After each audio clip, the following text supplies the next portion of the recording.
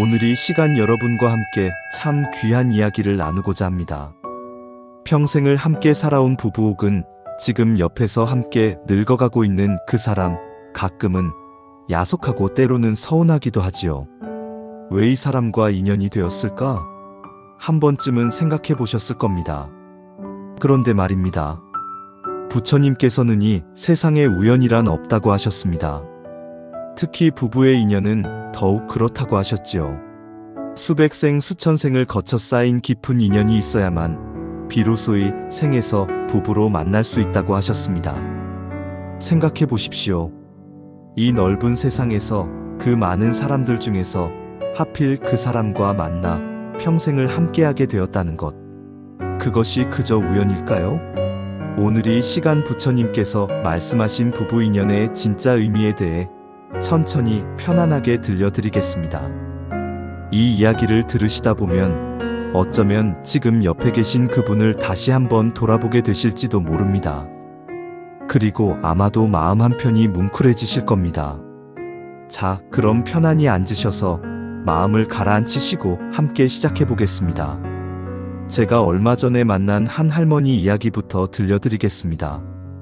올해 85세이신 김순자 할머니 할아버지와 60년을 함께 사셨습니다. 그런데 할머니 젊은 시절엔 참 많이 오셨답니다. 시집 살리도 힘들었고 할아버지는 말수도 없고 무뚝뚝하기만 하셨대요. 왜 하필 이 사람과 만났을까? 전생에 무슨 빚을 졌길래? 할머니는 그렇게 한숨 지으며 살아오셨답니다. 밥 먹고 빨래하고 자식 키우고 그저 의무처럼 살아온 세월이었지요. 그런데 말입니다. 작년 겨울 할아버지께서 갑자기 쓰러지셨습니다. 뇌졸중이었어요.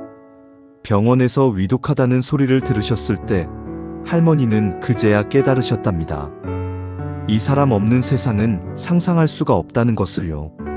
부처님께서는 이렇게 말씀하셨습니다. 이 세상에서 부부로 만나는 것은 4가지 인연 중 하나다. 첫째는 은혜를 갚기 위한 인연입니다. 전생에 큰 빚을 졌던 이에게의 생에서 헌신하며 갚아가는 것이지요. 둘째는 빚을 받기 위한 인연입니다. 전생에 베풀었던 이가 이번 생에 보답하러 온 것입니다. 셋째는 원한을 풀기 위한 인연입니다. 전생의 미움을 이번 생에서 서로 겪으며 풀어내는 것이지요. 그리고 넷째, 가장 귀한 인연이 있습니다.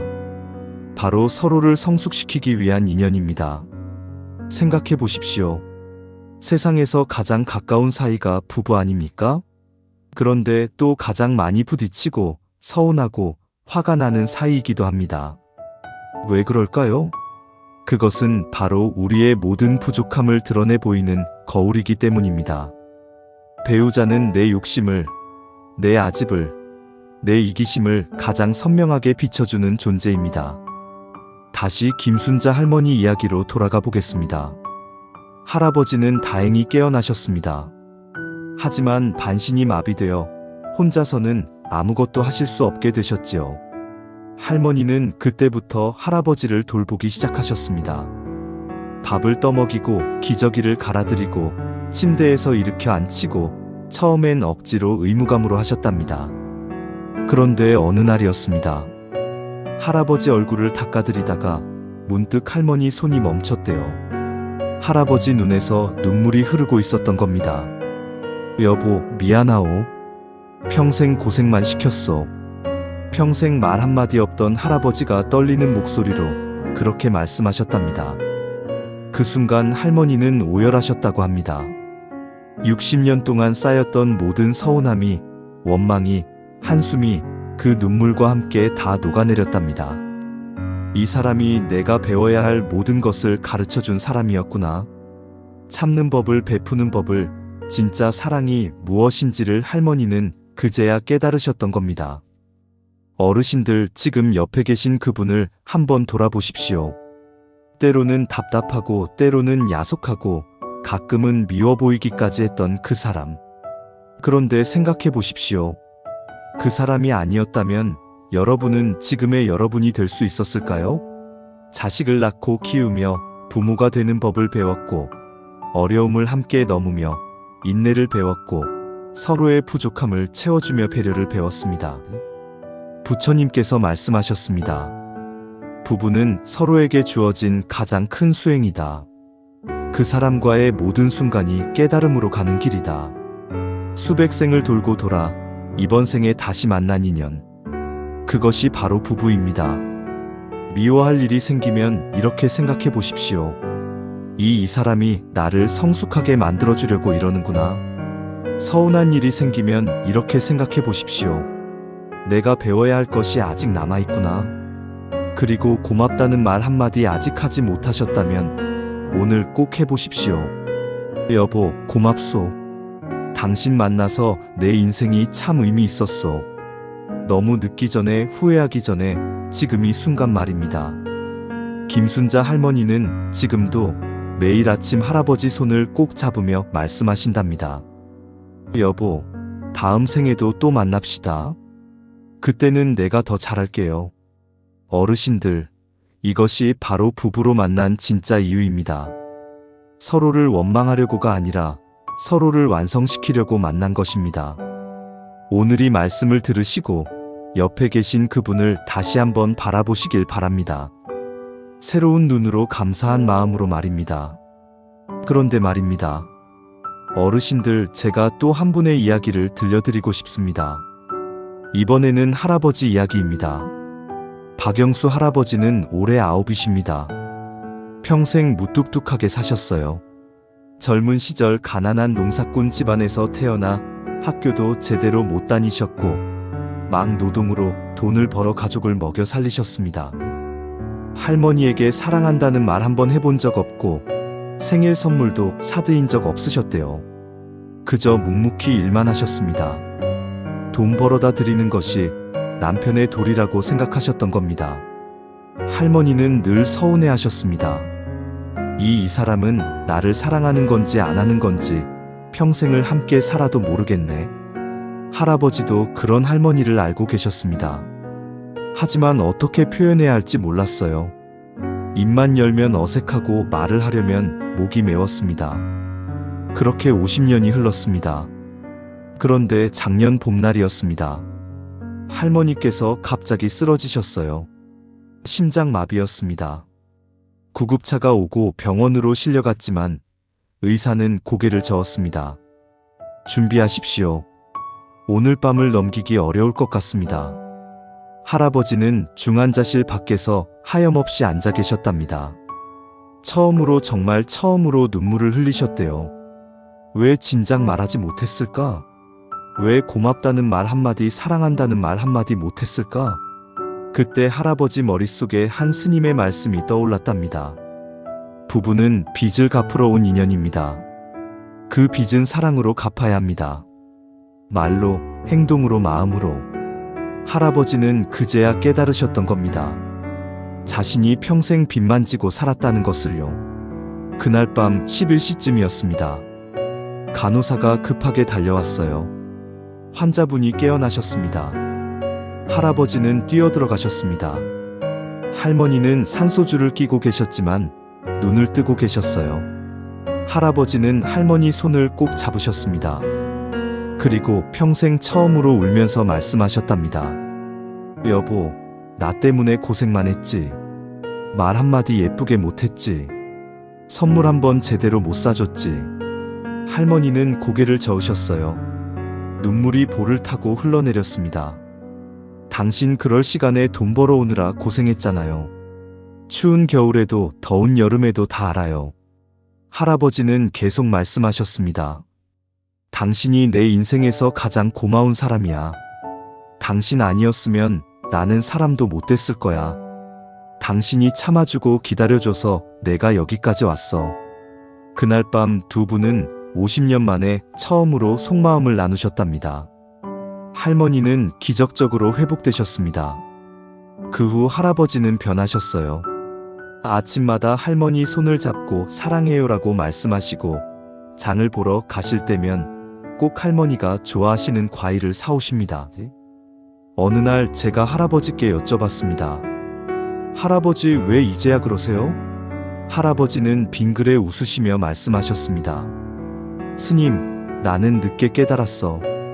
부부로 만난 게 얼마나 귀한 인연인지 부처님께서 나에게 준 마지막 기회라는 걸 말이야. 이번 생에 제대로 못하면 다음 생은 없을지도 모르잖아. 우리에게 주어진 시간, 어르신들, 지금 이 순간도 시간은 흐르고 있습니다. 우리는 영원히 살 수 없습니다. 언젠가는 떠나보내거나 떠나가야 할 날이 옵니다. 그때 가서 후회하지 마십시오. 왜? 진작 잘해주지 못했을까? 왜 그 말 한마디를 못했을까? 부처님께서 이렇게 말씀하셨습니다. 오늘이 마지막인 것처럼 살아라. 그러면 후회가 없을 것이다. 박영수 할아버지는 지금도 매일 저녁 할머니와 산책을 하신답니다. 손을 꼭 잡고 천천히 걸으시면서 말입니다. 여보, 내일도 함께 걸읍시다. 모레도 글피도. 우리 함께 있는 동안은 어르신들 오늘 집에 돌아가시면 꼭 해보십시오. 배우자 손을 꼭 잡아보십시오. 고맙소 한마디 해보십시오. 당신 만나서 행복했소 말해보십시오. 창피하다고요? 쑥스럽다고요? 그 쑥스러움이 뭐 대수입니까? 그 한마디를 못하고 떠나는 후회에 비하면 말입니다. 부부의 인연은 이 생에서 끝이 아닙니다. 다음 생에도 이어집니다. 하지만 이번 생에서 어떻게 사느냐에 따라 다음 생의 인연이 달라집니다. 사랑으로 갚으면 다음 생에도 사랑으로 만나고 원망으로 끝내면 다음 생에도 고통으로 만납니다. 지금 이 순간 여러분의 선택이 내 생의 인연을 만듭니다. 두 이야기 들어주셔서 감사합니다. 오늘 하루 옆에 계신 그분을 더 따뜻한 눈으로 바라보시길 바랍니다. 마지막으로 하나만 더 들려드리겠습니다. 이 이야기는 제 마음을 가장 아프게 그리고 가장 따뜻하게 만든 이야기입니다. 이정희 할머니와 최철수 할아버지 부부는 결혼한 지 63년이 되셨습니다. 두 분은 그야말로 평범한 부부셨어요. 크게 싸우지도 않았고 특별히 낭만적이지도 않았습니다. 그저 매일 아침 밥을 먹고 텃밭에 나가 일하고 저녁이면 TV를 보며 잠드는 그런 일상을 반복하셨지요. 할머니는 가끔 투덜대셨습니다. 이 사람은 참 말이 없어. 하루 종일 있어도 할 말이 없나 봐. 할아버지는 그럴 때마다 희주 웃으며 말씀하셨어요. 말이 많으면 뭐해? 옆에 있는 게 중요하지. 그렇게 평범하게 조용히 살아오셨습니다. 그런데 지난해 가을이었습니다. 할아버지가 건강검진을 받으러 갔다가 큰 병원으로 옮기라는 말을 들으셨어요. 정밀 검사 결과는 췌장암 말기였습니다. 6개월 길어야 1년입니다. 의사의 말을 들은 순간 할아버지는 오히려 담담하셨답니다. 80평생 큰 병 없이 살아온 것만으로도 감사하다고 하셨어요. 하지만 한 가지 걱정이 있었습니다. 할머니였습니다. 이 사람 나 없으면 어떻게 살까? 할아버지는 할머니에게 병을 숨기기로 하셨어요. 대신 남은 시간을 특별하게 보내기로 결심하셨습니다. 그날부터 할아버지는 달라지셨습니다. 아침마다 할머니보다 먼저 일어나 따뜻한 차를 끓여 놓으셨어요. 평생 부엌에 한 번도 안 들어가셨던 분이 말입니다. 밭을 보러 나가실 때면 할머니가 좋아하시던 호박을 꼭 사오셨습니다. 저녁이면 마당에 나가 함께 별을 보자고 하셨어요. 여보, 저 별 봐 참 예쁘지? 우리 젊었을 때도 저렇게 빛나고 있었을 텐데 왜 한 번도 같이 안 봤을까? 할머니는 어리둥절해 하셨습니다. 이 사람이 왜 이러지? 나이 들어서 감성파리하네. 하지만 싫지는 않으셨어요. 오히려 기분이 좋으셨습니다. 그렇게 석 달이 지났을 때였습니다. 할아버지가 갑자기 쓰러지셨어요. 병원으로 실려갔고 그제야 할머니는 모든 걸 알게 되셨습니다. 병실에서 할머니는 할아버지 손을 잡고 울었습니다. 왜 말을 안 했어요? 왜 혼자 아파했어요? 할아버지는 힘없이 웃으셨어요. 당신 슬퍼하는 거 보기 싫어서 대신 당신 웃는 거 더 많이 보고 싶었어. 할아버지는 보름 후에 돌아가셨습니다. 장례를 치르고 49제를 지내던 날이었습니다. 할머니가 할아버지 옷장을 정리하시다가 낡은 공책 한 권을 발견하셨어요. 표지에는 이렇게 적혀 있었습니다. 여보에게 떨리는 손으로 펼쳐보니 할아버지가 남긴 편지였습니다. 여보의 편지를 읽고 있다면 나는 이미 당신 곁을 떠났을 겁니다. 63년 참 긴 세월이었어. 하지만 당신과 함께한 시간은 한순간처럼 빨리 지나갔소. 나는 평생 말주변이 없어서 당신에게 제대로 표현하지 못했소. 하지만 알아주 당신 덕분에 내 인생이 의미 있었소. 25에 당신을 처음 만났을 때 나는 아무것도 아니었어. 가진 것도 배운 것도 없는 사람이었소. 그런데 당신은 나를 믿어줬소.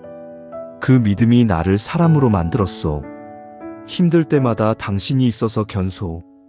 외로울 때마다 당신이 있어서 웃었소. 늙어갈수록 당신이 더 예뻐 보여. 이제 나는 먼저 갑니다. 하지만 슬퍼하지 마시오. 우리는 다시 만날 겁니다. 부처님께서 말씀하셨소. 진심으로 사랑한 인연은 다음 생에도 이어진다고. 나는 다음 생에도 당신을 찾아갈 것이오. 그때는 말 주변 좋은 남자로 태어나서 매일매일 사랑한다고 말해줄 것이오. 그러니 당신도 건강하게 오래오래 사시오. 그리고 우리 만날 때까지 행복하시오. 63년 동안 내 곁에 있어줘서 고맙소. 당신이 내 아내여서 정말 행복했소. 언젠가 저 하늘 어딘가에서 다시 만날 때까지 당신의 영감이 할머니는 그 편지를 읽고 또 읽으셨답니다. 눈물이 멈추지 않았지만 이상하게 마음은 따뜻했다고 하셨어요. 할아버지가 마지막까지 걱정한 것은 자신이 아니라 남겨질 할머니였다는 것. 그 사랑이 얼마나 깊었는지 비로소 알게 되셨던 겁니다. 어르신들 세 부부의 이야기를 들으셨습니다. 첫 번째 부부는 60년 만에 서로를 이해했고, 두 번째 부부는 죽음 앞에서 진심을 나눴고, 세 번째 부부는 떠나간 후에야 사랑을 확인했습니다. 부처님께서는 이렇게 말씀하셨습니다. 부부의 인연은 우연이 아니다. 수천 번의 스침, 수백 번의 마주침 끝에 비로소 맺어지는 것이다. 그러니 함께하는 매 순간을 귀하게 여겨라. 지금 이 순간 여러분 곁에 계신 그분 미워 보일 때도 있고, 답답할 때도 있고, 서운할 때도 있겠지요. 그러나 오늘 하루 옆에 계신 그분을 더 따뜻한 눈으로 바라보시길 바랍니다. 그러면 더 큰 부처님의 복이 함께할 것입니다. 나무 아미타불 관세보살, 오늘도 말씀 들어주셔서 감사합니다. 잘 들으셨다면 구독, 좋아요, 댓글 부탁드립니다. 오늘이 시간 여러분과 함께 참 귀한 이야기를 나누고자 합니다. 평생을 함께 살아온 부부 혹은 지금 옆에서 함께 늙어가고 있는 그 사람, 가끔은 야속하고 때로는 서운하기도 하지요. 왜 이 사람과 인연이 되었을까? 한 번쯤은 생각해 보셨을 겁니다. 그런데 말입니다. 부처님께서는 이 세상에 우연이란 없다고 하셨습니다. 특히 부부의 인연은 더욱 그렇다고 하셨지요. 수백 생, 수천 생을 거쳐 쌓인 깊은 인연이 있어야만 비로소 이 생에서 부부로 만날 수 있다고 하셨습니다. 생각해 보십시오. 이 넓은 세상에서 그 많은 사람들 중에서 하필 그 사람과 만나 평생을 함께하게 되었다는 것. 그것이 그저 우연일까요? 오늘 이 시간 부처님께서 말씀하신 부부 인연의 진짜 의미에 대해 천천히 편안하게 들려드리겠습니다. 이 이야기를 들으시다 보면 어쩌면 지금 옆에 계신 그분을 다시 한번 돌아보게 되실지도 모릅니다. 그리고 아마도 마음 한편이 뭉클해지실 겁니다. 자, 그럼 편안히 앉으셔서 마음을 가라앉히시고 함께 시작해 보겠습니다. 제가 얼마 전에 만난 한 할머니 이야기부터 들려드리겠습니다. 올해 85세이신 김순자 할머니 할아버지와 60년을 함께 사셨습니다. 그런데 할머니 젊은 시절엔 참 많이 우셨답니다. 시집 살리도 힘들었고 할아버지는 말수도 없고 무뚝뚝하기만 하셨대요. 왜 하필 이 사람과 만났을까? 전생에 무슨 빚을 졌길래? 할머니는 그렇게 한숨 지으며 살아오셨답니다. 밥 먹고 빨래하고 자식 키우고 그저 의무처럼 살아온 세월이었지요. 그런데 말입니다. 작년 겨울 할아버지께서 갑자기 쓰러지셨습니다. 뇌졸중이었어요. 병원에서 위독하다는 소리를 들으셨을 때 할머니는 그제야 깨달으셨답니다. 이 사람 없는 세상은 상상할 수가 없다는 것을요. 부처님께서는 이렇게 말씀하셨습니다. 이 세상에서 부부로 만나는 것은 4가지 인연 중 하나다. 첫째는 은혜를 갚기 위한 인연입니다.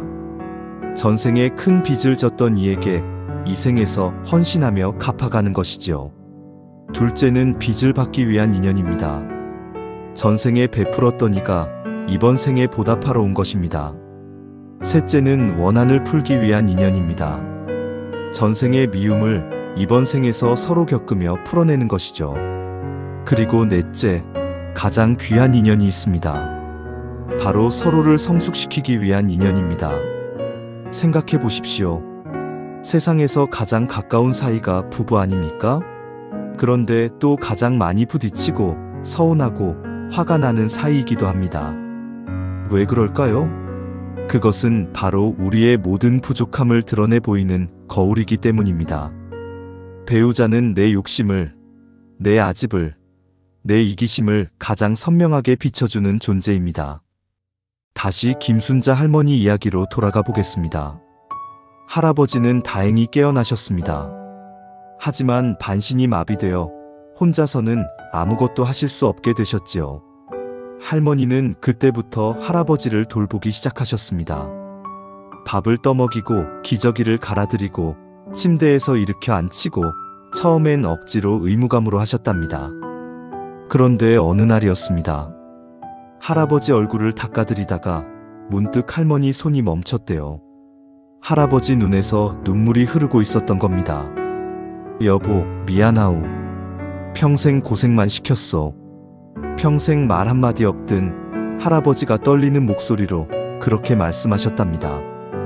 그 순간 할머니는 오열하셨다고 합니다. 60년 동안 쌓였던 모든 서운함이, 원망이, 한숨이 그 눈물과 함께 다 녹아내렸답니다. 2033 이 사람이 내가 배워야 할 모든 것을 가르쳐준 사람이었구나. 참는 법을, 베푸는 법을, 진짜 사랑이 무엇인지를 할머니는 그제야 깨달으셨던 겁니다. 어르신들, 지금 옆에 계신 그분을 한번 돌아보십시오. 때로는 답답하고 때로는 야속하고 가끔은 미워 보이기까지 했던 그 사람. 그런데 생각해 보십시오. 그 사람이 아니었다면 여러분은 지금의 여러분이 될 수 있었을까요? 자식을 낳고 키우며 부모가 되는 법을 배웠고, 어려움을 함께 넣으며 인내를 배웠고, 서로의 부족함을 채워주며 배를 배웠습니다.